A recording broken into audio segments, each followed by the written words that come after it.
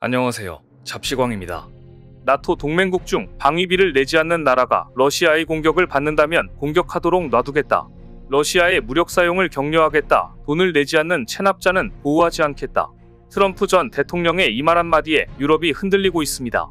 이 말은 곧 회원국 중 한 곳이 공격받으면 31개 회원국 전체가 반격에 나선다는 나토의 집단방위원 측을 정면으로 부정한 것이며, 사실상 나토를 지휘해온 미국의 이탈 가능성을 공개적으로 언급한 것이라 유럽 국가들은 충격에 휩싸였습니다. 동맹국들을 체납자 취급하는 미국의 대선주자라니 전무후무한 발언에 유럽이 발칵 뒤집혔다는 말이 옳을 겁니다.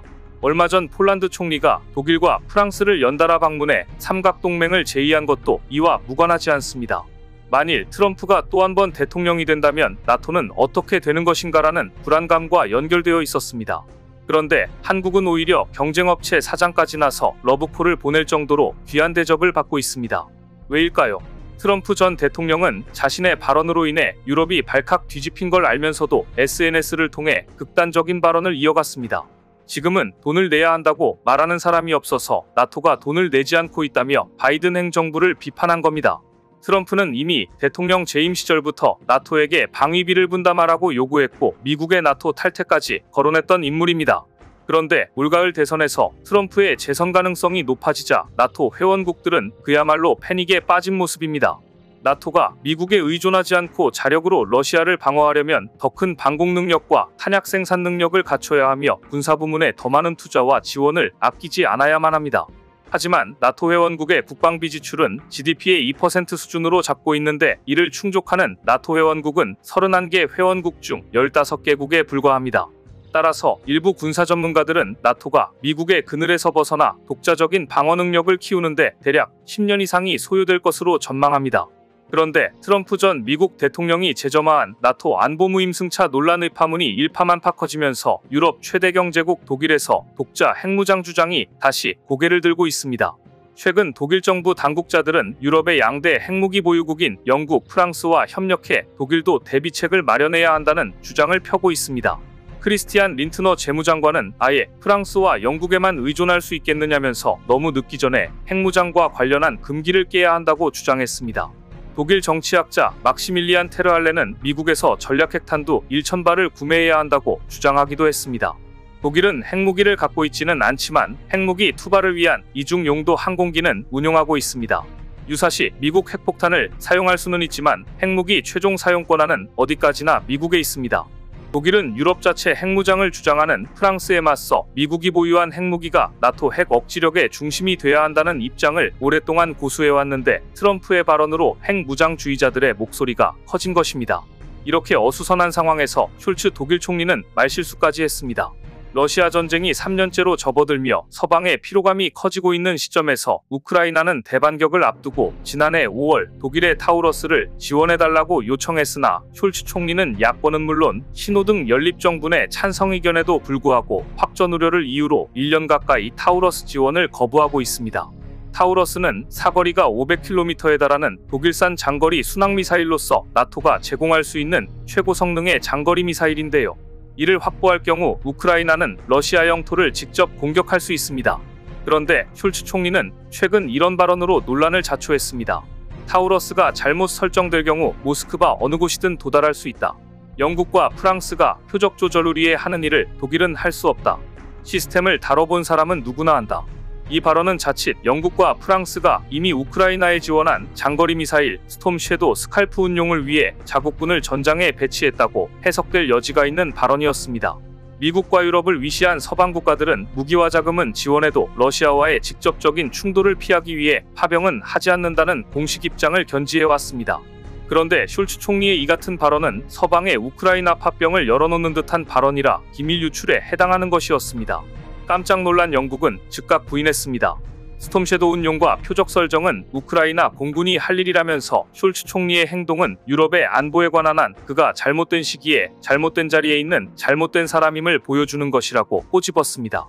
입조심하란 이야기입니다.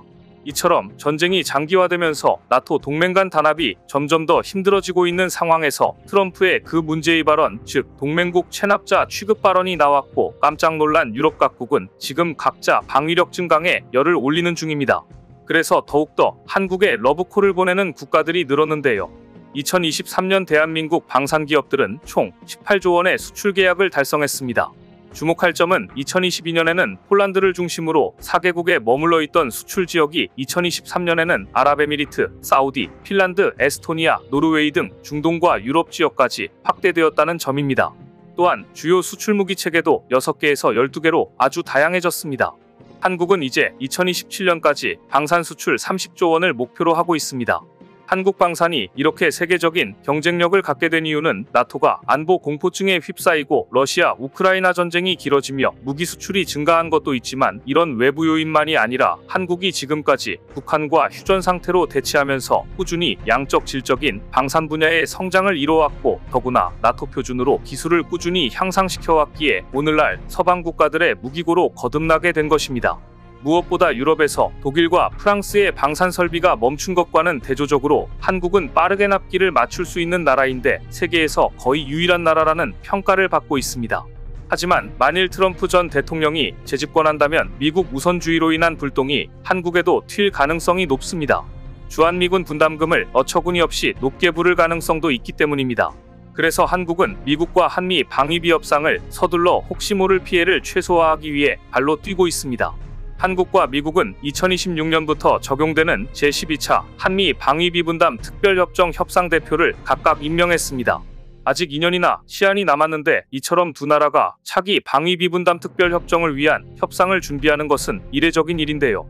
외교가에서는 두 나라 모두 트럼프 전 미국 대통령의 재집권에 대비한 조처라는 해석이 나오고 있습니다. 이것은 주한미군 주둔 비용에서 한국이 부담할 금액을 규정하는 협정인데 트럼프 전 대통령은 재임 시절 방위비 분담금을 기존의 5배인 약 6조 원으로 인상하라고 해서 한국인들에게 커다란 충격을 준 바 있습니다. 당시 트럼프 의료군은 합의에 이르지 못하고 무협정 상태를 유지하다가 조 바이든 행정부로 정권이 교체된 이후 기존 수준으로 협상을 타결했습니다. 다만 이번 협상이 타결되더라도 트럼프 전 대통령이 최종 당선된다면 방위비 분담금 외에 전략자산 전개나 여러가지 관련 비용 등을 추가로 요구할 가능성도 배제할 수는 없습니다. 미국 연방대법원이 지난 4일 공화당 유력 대선주자인 트럼프 전 미국 대통령의 출마 자격 유지를 결정했다는 소식이 세계에 타전되자 각국은 울 것이 왔다는 분위기였습니다. 미 대법원은 이날 트럼프 전 대통령의 출마 자격을 박탈한 콜로라도주 대법원 판결을 만장일치로 뒤집었습니다. 이제 법적 장애물까지 제거한 트럼프는 백악관 복귀를 위한 날개를 달게 됐다는 것이 대다수 정치평론가들의 의견입니다. 지금 세계 각국은 트럼프가 대권을 쥔다면 우리는 어떻게 해야 하는가 해법을 찾느라 분주합니다. 그럼 한반도는 어떨까요? 다시 트럼프가 대권을 쥐게 되면 무엇보다 한반도에는 어떤 변화가 오게 될까요? 트럼프의 참모들은 트럼프가 재임 시 한국의 억지력으로 주한미군을 두는 것 또는 일본의 억지력으로 군대를 두는 것에 완강히 반대했다고 회고합니다. 따라서 무엇보다 방위비 분담금 압박이 더욱더 심해질 것이란 것은 대부분의 전문가들이 예상하는 것입니다. 그래서 이참에 방위력 확충을 통한 해구산의 제도화를 서둘러야 한다는 의견까지도 제기되고 있습니다. 일각에서는 유럽의 무기고를 한국이 채워줄 테니 나토와 아시아 동맹들이 한국의 핵 개발을 지지하는 시나리오가 나올 수도 있다고 봅니다. 트럼프 전 대통령이 재선에 성공한다 해도 한국은 경쟁력이 있는 것이 한국은 이제 글로벌 방산 시장에서 무시하지 못하는 방산 강국이 되어 있기 때문입니다. 최근 한국은 K2 전차, K9 자주포, 천무미사일 시스템은 물론이고 비호복합까지 해외 시장의 주목을 받고 있습니다. 비호복합은 한국에서 개발한 30mm 자주대공포 비호와 휴대용 지대공 유도무기인 신궁을 결합한 복합 대공화기입니다. 비호복합은 높은 명중률을 자랑하며 적과 아군을 구별하는 피하 식별 능력이 뛰어납니다. 또한 자주대공포와 유도무기를 결합해 포 시스템과 미사일 시스템의 강점을 극대화했습니다.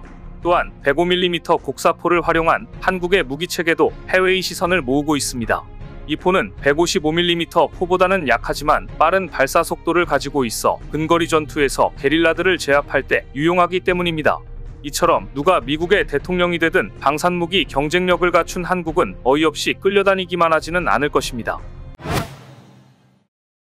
그동안 프랑스의 자주포 세자르를 도입할 가능성이 높아 보였던 루마니아가 하나의 자주포 K9 썬더를 구매하겠다고 밝히자 글로벌 방산 시장은 다시 한번 한국의 명품 자주포 K9에 주목하고 있습니다.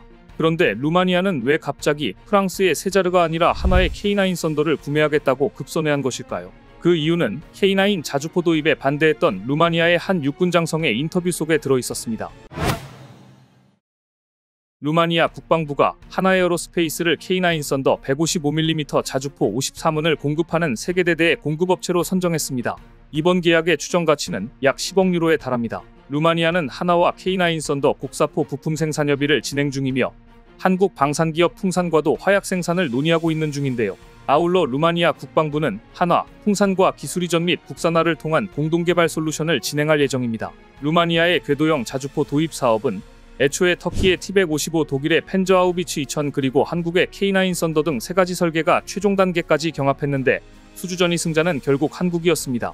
루마니아는 18,000개 이상의 총 3개 편대를 확보할 계획입니다. 또한 포병탄약 및 27개의 예비 총열에 총 금액은 약 8억 5천만 유로에 달하는 것으로 알려졌습니다. K9 썬더는 삼성테크윈이 국군을 위해 설계한 한국형 자주포인데요. 승무원은 지휘관, 포수 등 5명으로 구성되고 주무장은 회전포탑에 장착된 52구경 포신을 갖춘 155mm 곡사포입니다. 하단 가스 발생기가 있는 발사체를 사용할 경우 범위는 40km인 반면 특수탄약을 사용할 경우 이 값은 50km를 초과할 수 있습니다. 출력 1000마력, 최대 속도 67km, 주행 가능 거리 480km를 제공합니다. 사실 루마니아 자주포 도입 사업의 최종 승자가 한국이 되리란 것은 2024년 1월 27일 루마니아의 군사 전문지 디펜스 루마니아의 기사에서 예측되었습니다. 당시 디펜스 루마니아는 왕을 경배하라 자주포 입찰에서 한국의 K9 썬더 자주포를 최종 선택한 루마니아라는 기사에서 독일 펜저하우비츠 2000은 어쩌다 이렇게 되었을까라고 탄식하며 한국 자주포 K9 썬더를 왕이라 칭하며 감탄했습니다. 그때 이미 많은 사람들은 루마니아가 한국산 자주포를 선택하리라는 것을 눈치챌 수 있었습니다. 그리고 한 달 뒤 예상은 현실이 되었습니다. 얼마 전 루마니아 군사 전문지는 프랑스가 강력하게 밀고 있는 차륜형 자주포 세자르가 왜 한국의 궤도형 자주포인 K9 썬더의 벽을 넘지 못했는지를 자세히 분석했는데요. 그 해답은 러시아 우크라이나 전쟁과 최근 이스라엘 하마스 간 전쟁에서 찾을 수 있습니다. 그동안 미국, 독일, 프랑스를 비롯한 전통적 군사 강국들은 차륜형 자주포를 중점적으로 개발했습니다. 그런데 2023년 들어 우크라이나 전선과 이스라엘에서 벌어지고 있는 전쟁의 양상을 보면 차륜형 자주포가 틀렸다는 것을 보여주고 있었습니다. 전통적으로 미국과 프랑스 등은 훨씬 가벼워 운반도 편리하고 수송기로도 쉽게 공수할 수 있는 차륜형 자주포를 선호했습니다. 이제 본격적인 전쟁보다는 테러 단체를 상대해야 하는 국지전이 많아질 것으로 예상했기 때문입니다. 그래서 미국은 항공기로 공수할 때 무겁지 않고 손쉽게 수송할 수 있는 전투자산을 개발하되 파괴력을 높일 수 있는 방안에만 골몰했습니다. 그래서 나온 게 경전차 M10 부커나 다연장 로켓 하이마스였습니다. 이런 무기들은 수송기에 싣고 운반하는 데 편리했기 때문입니다. 그런데 러시아 우크라이나 전선에서 보니 여러 지형에서 효과적으로 대응하고 군사작전에서 우위를 차지하는 데 혁혁한 공을 세우는 것은 궤도형 자주포였습니다. 주력전차와 보병전투 장갑차에서도 마찬가지였습니다. 상황이 이렇게 달라지자 지금까지 차륜형을 고집하던 육군 장성들조차도 궤도형의 가치를 인정하고 자신의 주장을 수정하기 시작했습니다. 대표적인 인물이 바로 남동 다국정여단의 사령관을 역임했고 루마니아 예비역 장교협회 협회장을 맡고 있는 버질 발라시아누 전 육군 장군입니다. 발라시아누 역시 차륜형 자주포에 미래가 달려있다고 생각했던 군인이었습니다. 그래서 당연히 차륜형인 프랑스의 세자르를 도입해야 한다고 생각했습니다. 심지어 그는 박사학위 논문에서 바퀴 달린 장갑차와 자주포가 주요한 전투수단이 될 것이라고 밝혔지만 2023년 이후 우크라이나 전쟁에서 벌어진 전쟁의 양상을 보면서 자신이 잘못 판단했음을 깨달았다고 합니다. 자신의 예상과 달리 우크라이나 전선에서는 궤도 차량의 중요성이 날로 확대되고 있었기 때문입니다. 그러자 결국 산전수전 다 겪은 말라시아누 장군은 인터뷰에서 차륜형 장갑차를 주장했던 자신의 주장이 잘못된 것이었음을 인정하고 이렇게 수정했습니다. 우크라이나 전선에서 궤도형 장갑차의 위력을 보았다. 앞으로 기갑여 단이라면 보병 전투 장갑차와 자주포 등 모든 차량은 궤도형이어야 한다. 루마니아 전직 장성의 이 같은 평가는 그 어떤 것보다 K9 자주포가 갖고 있는 강력한 장점을 인정하는 것이었습니다. 그런데 이미 눈치 빠른 나라들은 궤도형 자주포의 지형적 이점을 알고 있었고 K9 자주포를 앞다퉈 구매 중입니다. 폴란드, 노르웨이, 에스토니아, 핀란드, 호주 등 전 세계 9개국이 K9 자주포를 선택했습니다. 앞으로도 폴란드, 호주, 그리고 이집트에 추가로 700문의 K9 자주포가 인도될 전망입니다. 이스라엘, 하마스 전쟁에서도 헤즈볼라의 활동이 활발한 접경 지역과 가자지구에서 이스라엘 방위군이 M109A5를 장착한 궤도형 자주포를 운행하는 모습을 자주 볼 수 있었습니다. 동시에 이스라엘 방위군은 레바논 접경에도 M109A5 궤도형 자주포를 배치했습니다. 그런데 여기에서 더 주목할 것은 루마니아가 관심을 갖고 있는 한국산 무기가 K9 썬더 하나에 그치지 않고 있다는 점입니다. 지난 2월 초 디펜스 루마니아는 K9 자주포 썬더 이외에도 또 다른 한국 무기를 집중 조명했습니다. 바로 하나에어로스페이스의 AS-21 레드백 장갑차였습니다. 올해 2월 27일 디펜스 루마니아는 보병전투 장갑차 수주에 최첨단 보호 시스템과 센서를 장착한 한국의 AS-21 레드백 장갑차를 제안해놓은 상태라고 보도해 또 하나의 수출을 기대해봐도 좋을 듯합니다. 루마니아로의 수출 대수는 54대로 큰 규모는 아니지만 이것이 의미 있는 이유는 루마니아 중보병 장갑차 사업에 하나에어로스페이스의 레드백이 또 한 번 도전 중에 있기 때문입니다. 호주 장갑차 사업에서 독일의 링스 장갑차와 경쟁하다가 결국 하나의 승리로 돌아갔던 것처럼 이번 루마니아 장갑차 사업에서도 레드백이 승리하기를 기대해봅니다. 실제로 K9 성능에 대해서는 이미 실사격을 해본 북유럽에서 탄성이 나오고 있는 실정입니다. 2016년 노르웨이는 독일과 프랑스의 자주포를 후보에 올려놓고 저울질하던 중 스웨덴에서 진행된 K9 자주포 시험평가에 옵저버 자격으로 참관했는데 이때 K9 자주포의 성능을 보고 일말의 망설임도 없이 K9 비다르, 즉 K9 자주포의 노르웨이 버전을 도입하게 됩니다. 한국은 노르웨이의 요구 조건에 맞춰 K9 비다르의 노르웨이 포병 사격 통제 장치인 ODIN을 탑재하고 직사 사격에 필요한 각종 장비를 추가했습니다. 그 덕분에 노르웨이는 우크라이나 전쟁이 발발하자 기존에 운용하던 M109를 거리낌 없이 우크라이나에 주고 자신들은 K9 자주포를 배치할 수 있었던 것입니다. 노르웨이 포병은 K9 자주포를 직접 운용해보고 이렇게 말했습니다. K9과 기존에 운용하던 M109의 가장 큰 차이점은 K9은 기본기가 좋다는 점이다. 바로 포병의 처음과 끝, 쇼센스크 능력 즉 사후 이속이 뛰어나다. K9은 사격 접수 명령 이후 30초 이내에 초탄 발사가 가능하고 기동 중에도 1분 이내에 발사가 가능하다. 더구나 K9A1 기준으로는 분당 6에서 8발을 발사할 수 있습니다. 이를 감안하면 기동 중에도 2분 만에 8발의 포탄을 쏟아붓고 즉시 그 자리를 이탈할 수 있습니다. 이처럼 전광석화와 같은 빠른 기동력은 전세계 155mm 중형 자주포 시장에서 경쟁하는 16종 중의 자주포 중에서 이 정도의 빠른 초탄 발사 능력을 가진 건 한국의 K9과 독일 펜저하우비츠 2000뿐입니다. 게다가 폴란드에서 또다시 좋은 소식이 전해졌습니다. 폴란드의 정권이 바뀌었지만 그럼에도 새 정권도 하나로부터 도입하기로 했던 K9 자주포를 추가로 구매하겠다는 소식이 전해진 겁니다. 따라서 한화의 수출 규모는 원래 10조 규모였는데 기존보다 2배가량 커져 18조 규모로 확대할 가능성까지 높아졌습니다. 현재 폴란드는 한국에서 구매한 K9 자주포 62문을 신속히 배치해 활발히 운용 중입니다. 이 과정에서 루마니아와 불가리아 등 주변국들이 관계자들을 폴란드에 파견해 K9 자주포에 대해 알아보면서 더욱더 신뢰를 갖게 된 것입니다. 여기에 유럽으로의 방산 수출을 확대하고자 기존 자본금 규제를 해소하는 수출입은행법 개정안이 통과됨에 따라 이제 자본금 한도가 최대 35조 원까지 늘어나게 되어 유럽으로의 방산 수출은 더욱 확대될 전망입니다. 만일 정권이 바뀌었어도 폴란드가 하나와 추가 계약을 성사시켜 18조 규모의 수출이 이뤄진다면 그야말로 하나에어로스페이스는 잭팟을 터뜨리게 될 것입니다. 지난 6일 도널드 트럼프 전 대통령이 미국 공화당 대선주자로 확정되자 가장 긴장한 곳은 유럽연합이었습니다. 이미 오래전부터 트럼프 전 대통령은 나토 회원국 중에서 GDP의 2%를 방위비로 부담하지 않는 국가를 채무 불이행자로 규정하면서 안보 무임승차를 강하게 비판해왔고 나토를 해체할 수 있다고 협박까지 했기 때문입니다. 이런 트럼프가 재선에 성공한다면 세계적으로 방위 수요가 증가할 것이란 전망과 함께 그 어느 때보다 방위 산업업체들이 주목받고 있는데요. 이런 분위기 속에서 최근 나토 지도부가 잇따라 한국을 방문해 한국과 방위산업 협력을 논의하는가 하면 주식시장에서는 외국인들이 국내 방산주를 대거 매수해 눈길을 끌었습니다. 특히 싱가포르의 큰손인 세계 6위의 싱가포르 국부펀드가 한국의 대표적인 방산기업으로 꼽히는 모 기업의 주식을 쓸어담아 전 세계의 시선이 이 기업에 쏠리고 있습니다. 이처럼 외국 투자자들까지 국내 방산주에 투자하는 이유가 무엇일까요? 최근 유럽연합은 유럽산 무기 비중을 현재 20% 수준에서 2030년에 50%대로 높이기 위해 공동구매와 금융지원 등을 추진한다는 계획을 내놓았습니다. 2007년, 2016년 EU 회원국들이 조달한 무기의 60% 이상은 회원국이 아닌 국가에서 수입됐습니다. 그런데 이 비중이 우크라이나 전쟁이 발발하자 80% 수준으로 급증했습니다. 그러자 위기감을 느낀 EU가 2030년까지 EU 안에서의 방산 거래 규모를 현재의 15%에서 35%로 확대하고 신규 구매하는 군사장비의 40% 이상은 공동구매로 사자고 제안한 것입니다. 경제공동체인 EU 차원에서 방위산업에 초점을 맞춘 정책을 발표한 건 이번이 처음 있는 일로 그만큼 유럽이 지금 한국을 비롯한 글로벌 방산기업들의 유럽 점유율 확대를 두려워하고 있다는 반증입니다. 그런데 문제는 유럽이 지금 자체적으로 방산무기를 생산할 능력이 없다는 점입니다. 방위산업은 말 그대로 국가 방위를 위해 군사적으로 소요되는 물자를 개발, 생산하는 산업입니다. 시대를 선도하는 가장 앞선 기술력이 적용되고 산업 인프라를 구축하는 데 많은 돈이 들어갑니다. 극히 일부를 제외하면 구매자가 각국 정부로 한정되는 등 다른 산업과 여러 면에서 차이가 많습니다. 현재 전쟁 중이거나 전쟁 발발 가능성이 큰 나라에서 방위산업은 사용자, 즉 군을 중심으로 돌아갑니다. 무기체계 개발 및 구매에 일선 군인들의 요구 조건이 가장 많이 반영되고 그래서 전쟁이라는 위급함이 우선시돼 때때로 기업이익이 침해받기도 합니다.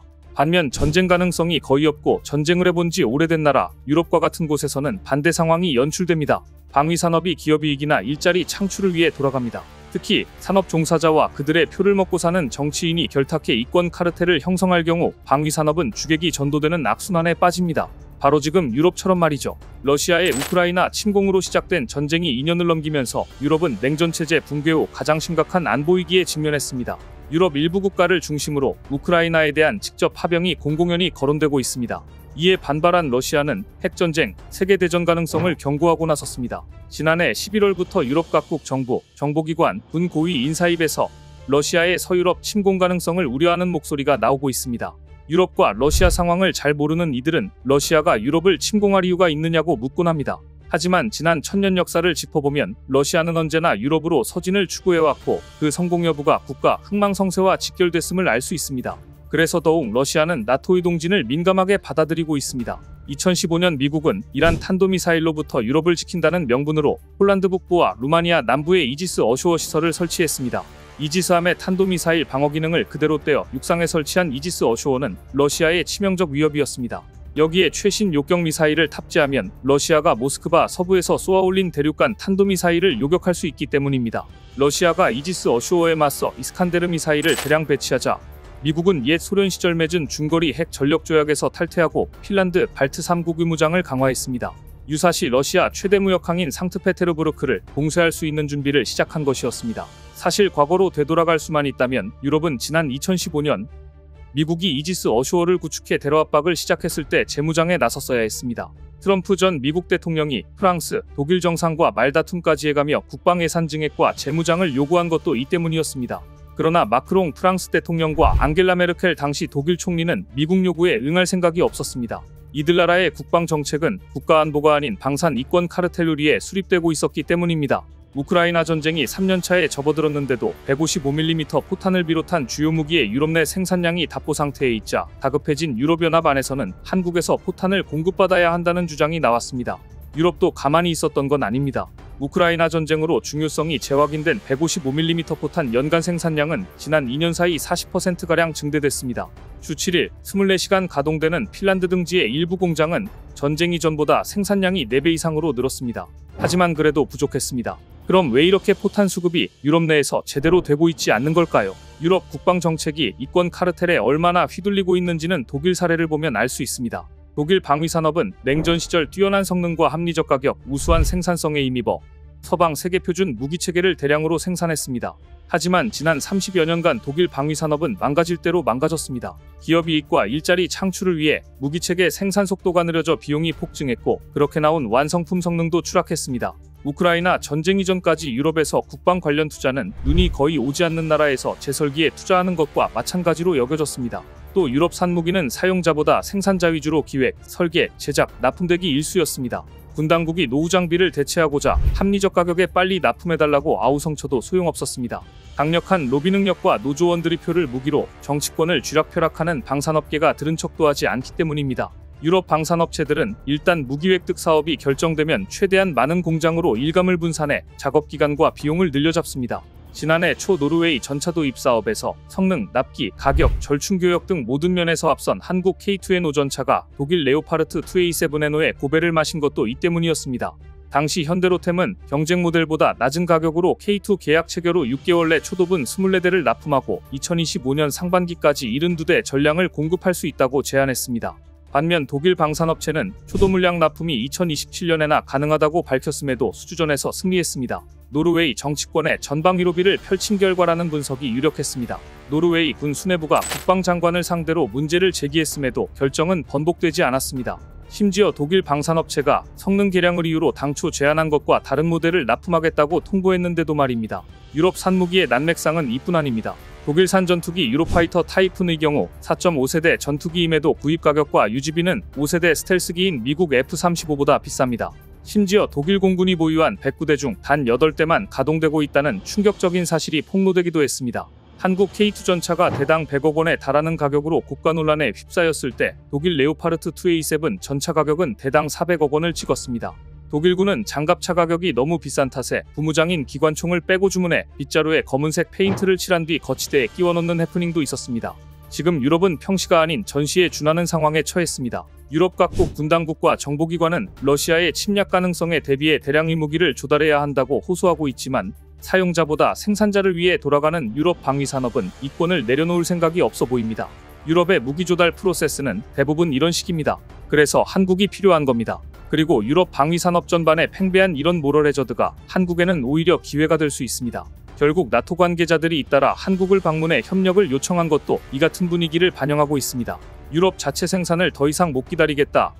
모든 게 준비되어 있는 한국에서 사고 싶다는 의사를 표명한 것인데요. 그런데 이때 더 큰 뉴스가 나왔습니다. 싱가포르의 큰손인 세계6위 국부펀드가 한국의 대표적인 방산기업으로 꼽히는 기업의 주식을 쓸어담아 전 세계의 시선이 이 기업에 쏠리고 있습니다. 주인공은 바로 중거리 지대공 유도미사일 천궁2로 유명한 LIGNX1입니다. 세계6위의 국부펀드인 싱가포르 투자청은 최근 LIGNX1의 주식을 쓸어담았습니다. 싱가포르 국부펀드는 운용자산 규모가 약 1016조 원에 달하는 세계 6위 국부펀드로 리센룽 싱가포르 총리가 의장을 맡고 있는데요. 이런 펀드마저 이달 7일 기준 지분 LIGNX1의 주식을 6.37% 보유 중이라는 사실이 알려지자 LIGNX1으로 글로벌 방산시장의 눈길이 쏠릴 수밖에 없었습니다. 한국판 패트리엇으로 불리는 천궁2는 적 항공기와 탄도미사일을 모두 요격할 수 있습니다. 한개포대는 사격 통제소와 다기능 레이더, 발사대 차량 세대 등으로 구성되며 발사대 한 기당 최대 8발의 요격미사일이 장착됩니다. LIGNX1은 2022년 UAE에 4조 6,200억 원, 지난해 사우디아라비아와 4조 2,200억 원 규모의 방산 계약을 맺어 세계적인 기업으로 발돋움했는데요. 특히 사우디는 UAE에 비해 영토가 넓고 UAE의 3배에 달하는 국방 예산을 쓰고 있어 일전에 천궁 10개 포대 계약을 맺었지만 앞으로 추가 수주 가능성에 대한 기대가 큽니다. 결국 최근 국제정세 불안으로 각국의 유도미사일 수주가 늘어날 것이란 전망과 말레이시아, 인도네시아, 싱가포르 등 동남아시아 국가에서의 천궁2 수주 가능성이 커지면서 LIGNX1의 매출 고성장이 앞으로 4-5년간 계속될 것이란 분석들이 나오자 싱가포르 국부펀드마저 LIGNX1을 대거 매수한 것으로 분석됩니다. 오늘 준비한 소식은 여기까지입니다. 댓글을 통한 여러분들의 많은 의견 기다리겠습니다. 시청해주셔서 감사합니다.